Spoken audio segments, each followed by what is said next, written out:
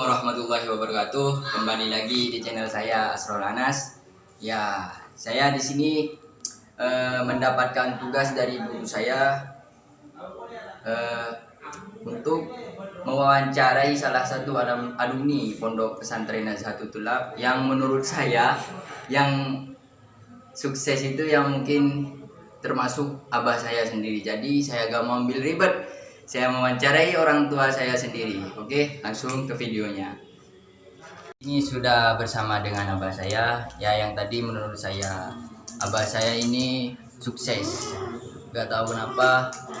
Ya mungkin karena saya dengar-dengar di pondok saya itu banyak barokahnya dan sebaliknya juga banyak badatnya.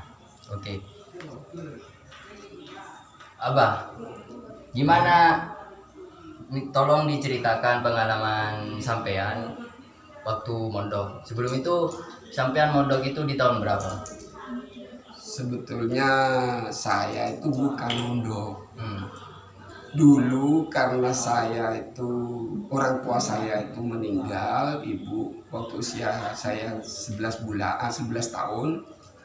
Usia 12 tahun saya lari ke pondok, bukan mondok. Oh, abdi. Lari ke pondok mencari karena orang tua tidak mampu. Lalu saya di pondok ngabdi. Jadi saya bukan mondok. Bukan dipondokkan oleh orang tua. Saya bukan mendiskreditkan orang tua. Saya cerita apa adanya. Saya ke pondok itu karena keinginan saya ingin mengabdi di Pondok Pesantren Nazahatul Thulab. Waktu itu pengasuhnya siapa? Waktu itu pengasuhnya almarhum Kiai Muafi. Waktu itu tahun 80 itu santri hanya 17.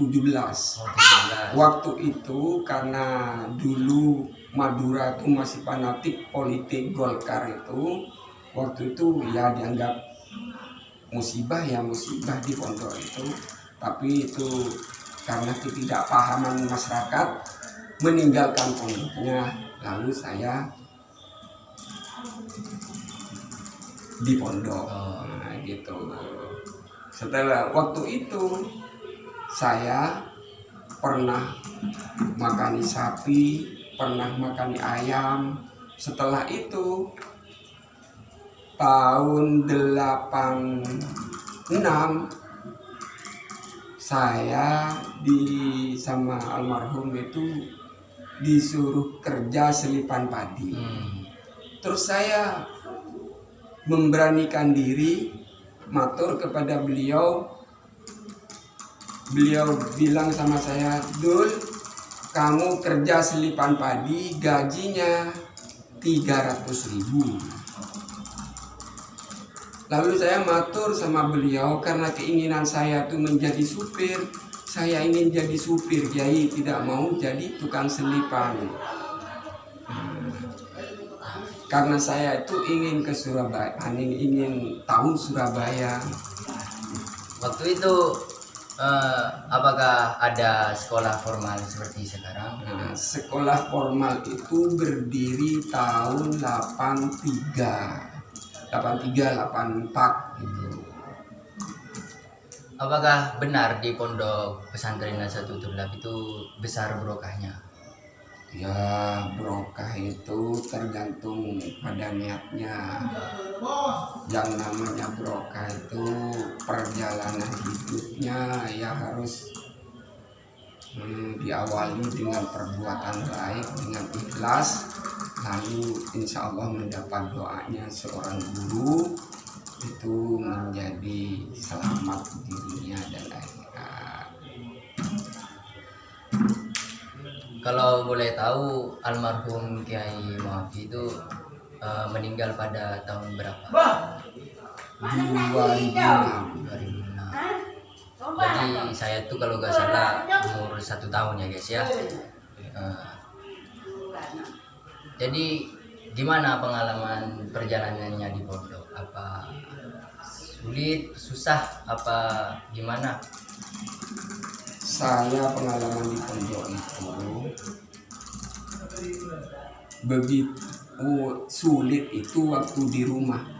Sedangkan di pondok itu saya merasa bahagia walaupun saya itu hanya seorang pengabdi.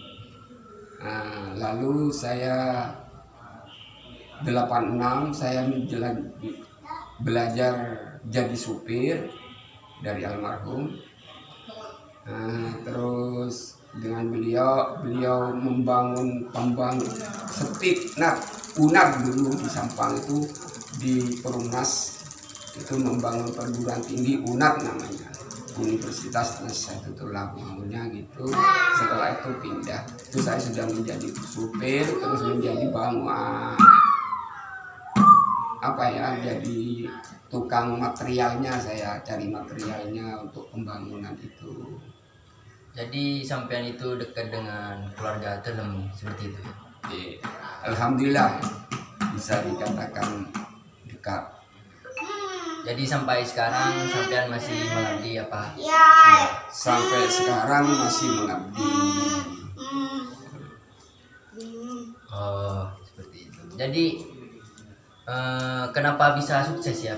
Tolong dijelaskan. Saya itu bisa sukses ya. Sebetulnya saya di pondok itu dulu memang bukan seorang yang paling jujur, enggak. Cuma saya sangat hati-hati di pondok itu ngabdi.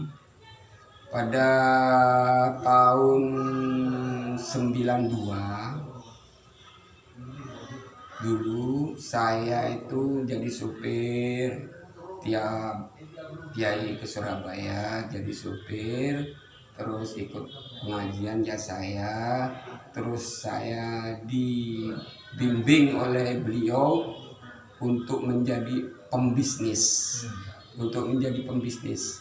bahkan dengan keikhlasannya beliau waktu saya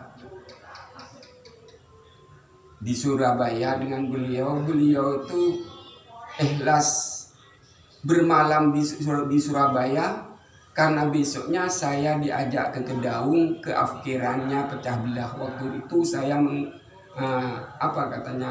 mencicilkan pecah belah. Nah, terus alhamdulillah saya bisa pegang uang. Ya pernah dipinjami oleh almarhum, dipinjamin. Terus 83 awal saya dijodohkan dengan uminya, dijodohkan setelah waktu mau akad nikah itu saya pamit sama orang tua saya, sama bapak saya bilang, "Mak, saya dengan kiai dijodohkan dengan nama Nur Eka, orang Ketapang." Lalu orang tua saya, bapak saya itu nangis karena tidak punya apa-apa. Nangis karena mau menyumbang ayam pun tidak punya. Nah, terus rumah saya itu gede. Terus setelah saya menjelang akad nikah 2 hari, saya buka dipan di kamarnya almarhum. Saya akad nikahnya hari Jumat, hari Rabunya saya buka lipan di kamarnya almarhum sama toilet. Tapi itu ditaruh di rumah gede. Terus tapi saya 1 tahun sudah buka toko kecil-kecilan sebelum kawin. Ya sampai sekarang ini perjalanan saya. Jadi dijodohkan berarti ya? Dijodohkan. Kalau boleh tahu suksesnya sampean itu kira-kira bisa dikira-kirakan itu sukses pada umur berapa? Saya dikatakan sukses itu Karena saking bangganya waktu itu 84 saya kawin baru 1 tahun lebih. 85 saya buat rumah ukuran 6 kali 9. Nah, tapi waktu itu pakai tegel buatan itu. Terus alhamdulillah setelah itu saya punya rumah sendiri, rumah tembok. Terus sampai tahun 2008 saya bisa buat rumah sebesar ini. Terus lanjut lagi, alhamdulillah 2016 bisa buat lagi yang lebih besar. Jadi suksesnya sampean itu ya bisa dikatakan penuh dengan barokah di pondok. Amin. Ya bisa dikatakan. Jadi di pondok saya itu dengan abah saya itu barokahnya sangat besar. Iya. Siapapun di pondok itu sebetulnya kalau niat mengabdinya di pondok dengan ikhlas. Sedangkan saya dulu di pondok itu yang karena saya itu ya kurang, ya bisa dikatakan nakal, saya jujur nakal. Saya walaupun dengan beliau itu di sidang dipukul pernah, saya Tapi berteman dengan Haji Muhajjah itu pernah saya dihukum dengan Haji Muhajjah. Dengan Haji saya 1 bulan dihukum suruh baca Quran. Alhamdulillah teman saya yang dihukum bersamaan itu sekarang menjadi orang sukses. alhamdulillah. Bahkan Haji Muhajjah itu lebih kaya dari saya. Karena waktu dihukum itu ikhlas. Saya walaupun sampai kulit saya berkelupas karena saya salah yang dipukul oleh beliau, saya itu bukan menyesal. Justru saya takut diusir dari pondok. Kalau diusir dari pondok saya mau kemana? Maka saya tetap mendekati beliau. Alhamdulillah saya sejak 92, sejak 91 saya itu sampai almarhum itu wafat gak pernah saya itu dimarahi. Setelah itu sampai almarhum itu wafat. Terus jadi saya berkeinginan setelah almarhum itu wafat saya membantu guru saya yang masih muda, Muhammad Muafi. Saya rela berjuang untuk beliau. Jadi kalau boleh tahu keluarnya sampean dari pondok itu maksudnya ya bisa dikatakan lulus dari pondok kalau sekarang itu tahun berapa? Saya tidak pernah merasakan lulus dari pondok. Sampai sekarang saya punya sangat kental sekali pengabdian saya ke pondok. Sampai sekarang kalau dibutuhkan beliau Muhammad Muafi itu saya tetap membantu. Jadi tidak ada kata-kata keluar saya. Jadi saya dari tahun 80 sampai sekarang itu tidak pernah dikatakan keluar, tidak pernah dikatakan lulus, karena saya tidak pernah mendudukin sekolah SD, hanya di madrasah. Karena saya tidak pernah duduk SD, tapi saya punya cita-cita. Almarhum dulu berkata begini, kamu bisa sukses kalau anaknya sukses. Kalau kamu sukses, orang tuanya sukses. Jadi kesuksesan saya, kesuksesan almarhum dengan orang tua saya. Kalau Anas nanti sukses, berarti saya yang sukses. Amin. Bukan Anas. Jadi suksesnya orang tua itu ada di anak. Kalau anak kita suksesnya anak itu suksesnya orang tua. Jadi kalau Anas itu nanti sukses, yang sukses itu saya. Bukan saya. Kalau anaknya Anas sukses, Anas yang sukses. Jadi seperti itu sih. ya bisa dikatakan sangat penuh suka dan duka pengalaman abah saya di pondok. Jadi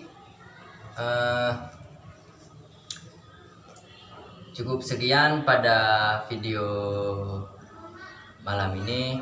Jangan lupa subscribe, like, komen, dan share channel saya. Assalamualaikum Assalamualaikum warahmatullahi wabarakatuh.